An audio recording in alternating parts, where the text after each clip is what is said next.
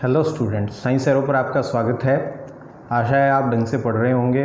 इससे पहले हम क्लास 11th में एल्गी पढ़ चुके हैं। आज उसी चैप्टर का सेकंड पोर्शन जो है यानी ब्रायोफाइट्स है, उसके बारे में हम पढ़ेंगे। और ब्रायोफाइट्स में आपको पता है दो टाइप के प्लांट होते हैं, एक जिनको लीवरवर्ट्स कहते हैं, दूसरे को मोसेस कहते हैं। इनके बारे में हम डिटेल से देखेंगे। हम पहले इनको डिफ़ाइन करेंगे, फिर बाद में इनको हम डिटेल से देखेंगे और कुछ इकोनॉमिक इम्पोर्टेंस के बारे में भी हम डिस्कस करेंगे। चलिए बिना समय गंवाए सीधे चलते हैं अपने डिजिटल बोर्ड पर।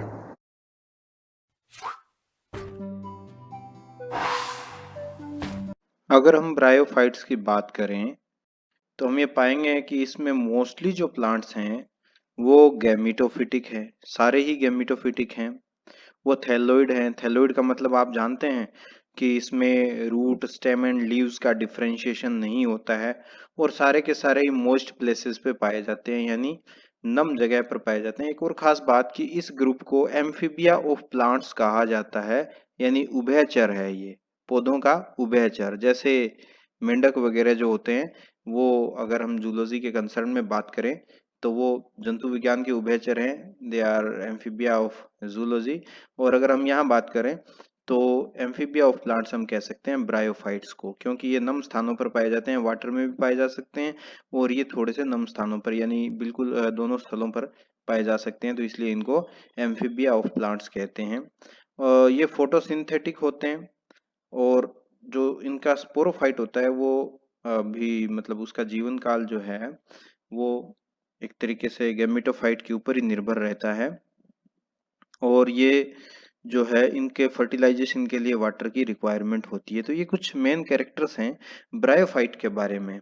तो ब्रायोफाइट के बारे में ये सारे कैरेक्टर्स आपको ध्यान होने चाहिए। ये जो मैंने एक यहाँ पर स्ट्रक्चर बनाई है, ये बिल्कुल ऐसा ही दिखाई देता है, लगभग इतनी ही साइज का होता है जैसे मार्केंशिया है। रिक्शिया थोड़ा इससे छोटा होता है।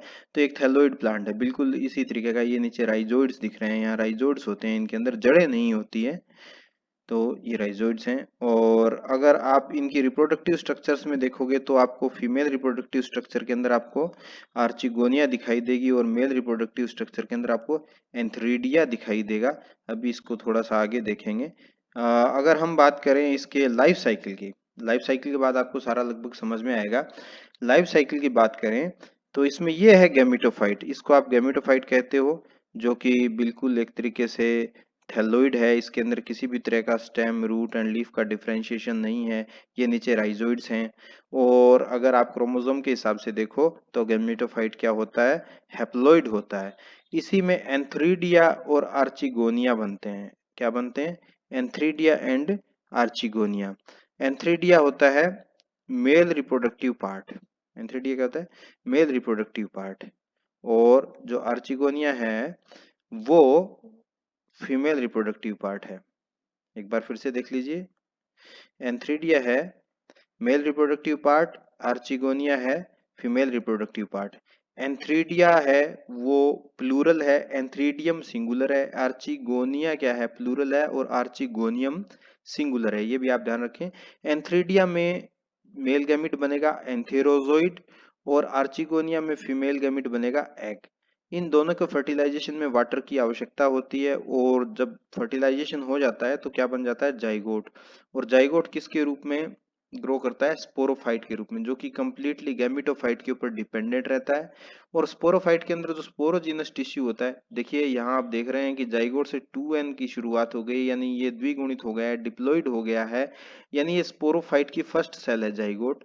ये स्पोरोफाइट कंप्लीटली डेवलप है और स्पोरोफाइट के अंदर स्पोरोजीनस टिश्यू होता है जो कि डिप्लॉइड ही होता है। उसमें रिडक्शन डिवीजन होने के पश्चात, मियोसिस होने के पश्चात क्या बन जाते हैं? स्पोर्स बन जाते हैं, जो कि क्या होते हैं? हैप्लॉइड होते हैं। और हैप्लॉइड क्या है? गैमेटोफाइट जो जनरेशन है उसकी फर्स्ट सेल होते हैं। ये आप ध्यान रखें। ये जितना जो शेडेड पार्ट मैंने दिखाया है, ये देखिए यहाँ से लेकर के यहाँ तक इसके ऊपर का जो पार्ट है वो सारा का सारा डिप्लॉइड पार्ट है इसके लाइफ साइकिल के अंदर। तो ये जो है डिप्लॉइड पार्ट जो है इसकी लाइफ साइकिल का एक महत्वपूर्ण हिस्सा है और जो कि गैमेटोफाइट के ऊपर डिपेंडेंट रहता है, ये आप विशेष ध्यान रखें। चलिए आगे देखते हैं। ब्रायोफाइट्स की जो इम्पोर्टेंस है उसके बारे में अगर हम देखें तो वो फूड प्रोवाइड करते हैं कुछ एनिमल्स के लिए, बर्ड्स के लिए, क्योंकि हर्बेसियस होते हैं बिल्कुल। और जैसे स्फेग्नम की अगर विशेषता हम बात करें तो उससे पीट मिलता है, पीट से फ्यूल मिलता है।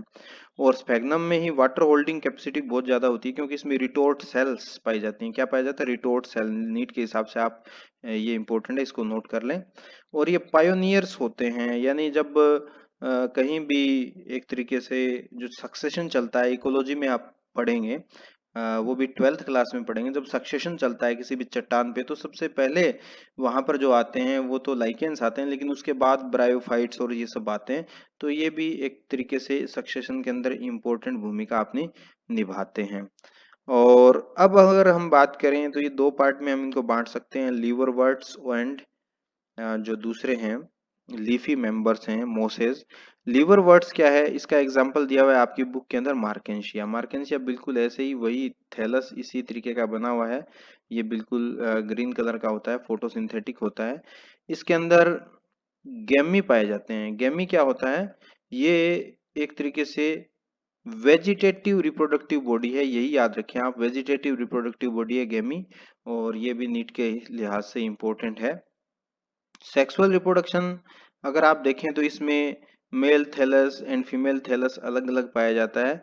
और अगर इसकी आप स्ट्रक्चर बनाएंगे तो मेल थैलस के ऊपर, क्या मैंने आपको पहले ही बताया था, मेल में क्या होता है? एंथ्रीडियम होता है। तो एंथ्रीडियम के लिए क्या बनता है वहां पर? एक इस तरीके से स्टॉक्ड स्ट्रक्चर होती है, छतरी नुमा। तो उसको हम क्या कहते हैं? एंथ्रीडियोफोर। और इसमें क्या पाई जाती है? एंथ्रीडिया पाई जाती हैं। और अगर हम फीमेल थैलस की बात करें तो फीमेल थैलस भी बिल्कुल इसी तरीके का होता है, लेकिन इस पर एक अलग तरीके की स्ट्रक्चर पाई जाती है, इस तरीके की स्ट्रक्चर। देखिए थोड़ा सा इनमें अंतर है। इस स्ट्रक्चर को हम क्या कहते हैं? आर्चिगोनियोफोर। इसके अंदर फीमेल रिप्रोडक्टिव ऑर्गन यानी आर्चिगोनिया पाए जाते हैं। अब आपको पता है, मैं पहले ही बता चुका हूँ, एंथ्रीडियम में क्या बनते हैं? एंथेरोजोइड। और आर्चिगोनियम में क्या बनते हैं? एग बनते हैं। जब यहाँ से एंथेरोजोइड कहाँ पहुंचते हैं? आर्चिगोनियम पर। तो वहां पर फर्टिलाइजेशन इनका हो जाता है। अब हम बात करते हैं मोसेस के रूप में। तो मोसेस जो हैं, मोसेस लीफी मेंबर्स हैं। जैसे स्फेग्नम आपकी बुक के अंदर एग्जांपल दिया हुआ है। स्पोर जो होता है, जैसे स्पोर जर्मिनेट हुआ, जर्मिनेट होने के बाद आपको पता है कि ये क्या बनाएगा? गैमेटोफाइट बनाता है। तो उसमें जो फर्स्ट पहले जो बनता है, एक तरीके से ये मानिए कि बिल्कुल ही एक फिलामेंटस स्ट्रक्चर बनती है, जिसको क्या कहते हैं? प्रोटोनिमा। इस फिलामेंटल जो स्ट्रक्चर है, इससे इस तरीके से दूसरे प्रोटोनिमा भी निकल जाते हैं, इनको सेकेंडरी प्रोटोनिमा बोलते हैं। और ये यहाँ से अलग होकर के वेजिटेटिव रिप्रोडक्शन का काम भी ये करते हैं। और बाद में इन पे लीफी स्टेजेस आ जाती हैं, यानी एक तरीके से ये जब प्रोटोनिमा किसका रूप ले लेता है? गैमेटोफोर का रूप ले लेता है। एक तरीके से स्टेम लाइक स्ट्रक्चर होती है, और इसके ऊपर ये ब्रांचेस निकलती है। ब्रांचेस पे छोटी छोटी लीफ लाइक स्ट्रक्चर्स होती हैं। इनको हम कंप्लीटली ट्रू लीव्स तो नहीं कह सकते। आगे की हायर क्लासेस में आप इनके स्ट्रक्चर देखेंगे, इनमें रिटोर्ट सेल्स, हाईलाइन सेल्स पाई जाती हैं। खैर रिटोर्ट सेल्स तो इसके अंदर गैमेटोफोर में होती है। तो हाईलाइन सेल्स पाई जाती है, इसी वजह से ये क्या है? ज्यादा सॉफ्ट होती है और पैकेजिंग में भी काम में इनको लिया जाता है। तो इनमें ज्यादातर जो ब्रांचेस के अंदर डिफरेंशिएशन होता है, male branches and female branches होती है। मेल ब्रांच के ऊपर क्या पाया जाता है? एंथ्रीडिया पाया जाता है। और फीमेल ब्रांच के ऊपर आर्चिगोनियम पाया जाता है। और वही फर्टिलाइजेशन की प्रक्रिया वैसी ही रहती है जैसे कि मैंने आपको लाइफ साइकिल के अंदर बताया था। तो इस तरीके से फर्टिलाइजेशन होकर के इसमें भी स्पोरोफाइट बनता है, जिसमें फूट, सीटा एंड कैप्सूल। एक बात आप ध्यान रख लें, क्या क्या बनता है? फूट, फूट तो जो पार्ट गैमेटोफाइट के अंदर दसा हुआ होता है, और उसके बाद का पार्ट क्या होता है? सीटा होता है। और उसके बाद का पार्ट क्या होता है? कैप्सूल। ठीक है, कैप्सूल के अंदर स्पोर्स बनते हैं। अगर आप देखें तो अगर हम पूरा स्पोरोफाइट इसको माने, जो कि इसका ये पार्ट जो है दशा होता है गैमेटोफाइट के अंदर, उसको तो हम फूट कह सकते हैं। ये जो बीच का स्टाक लाइक स्ट्रक्चर होता है उसको हम सीटा कह सकते हैं। और जो ऊपर फूला हुआ पार्ट होता है, ग्लोबस स्ट्रक्चर होती है, वो उसको हम कैप्सूल कह सकते हैं। कैप्सूल के अंदर स्पोरोजिनस टिश्यू होता है, जिसके अंदर रिडक्शन डिवीजन होने से क्या बनता है? स्पोर्स बनते हैं। ये आप ध्यान रखें। अब हम इसको डिफाइन करने का प्रयास करेंगे ब्रायोफाइट को। जरा देखिए, हम डेफिनेशन बनाते हैं इसकी, जो भी हमने इसके कैरेक्टर्स पढ़े हैं उसके बेसिस पर। इसको हम कह सकते हैं कि it is a group of plants having autotrophic thalloid gametophytic main plant body and sterile jacket cells on multicellular sporophytic stage. यानी इसके अंदर आपने देखा गैमेटोफाइट तो जो है मेन प्लांट बॉडी है, और उसके ऊपर स्पोरोफाइट आता है जो कि उसके ऊपर डिपेंडेंट रहता है, और वो भी मल्टी सेलुलर होता है, जबकि आपने देखा था कि एल्गी के अंदर वो केवल जाइगोट के रूप में ही आता है। यहाँ ये देखिए डिफरेंस हो जाता है। दूसरा, स्पोरोफाइट के ऊपर स्टेराइल सेल्स होती हैं, यानी ऐसी सेल्स जो वैसे रिप्रोडक्शन में पार्ट नहीं लेती हैं। तो ये कुछ हायर क्लासेस की बातें हैं, आप इसको अलग तरीके से भी डिफाइन कर सकते हैं, जो मैंने फर्स्ट पेज के ऊपर आपको बताया था, जो आप देख सकते हैं, जो कैरेक्टर्स बताए थे, इन कैरेक्टर्स के बेसिस पे भी आप इसको अच्छी तरह से डिफाइन कर सकते हैं। ये कैरेक्टर्स आपको याद होने चाहिए। बाकी ध्यान रहे, इसमें ब्रायोफाइट्स के अंदर जो स्पोरोफाइट है वो गैमेटोफाइट के ऊपर डिपेंडेंट होता है।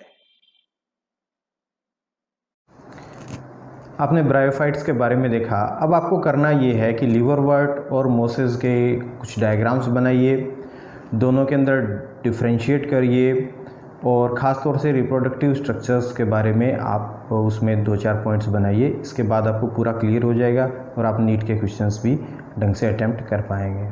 Thank you.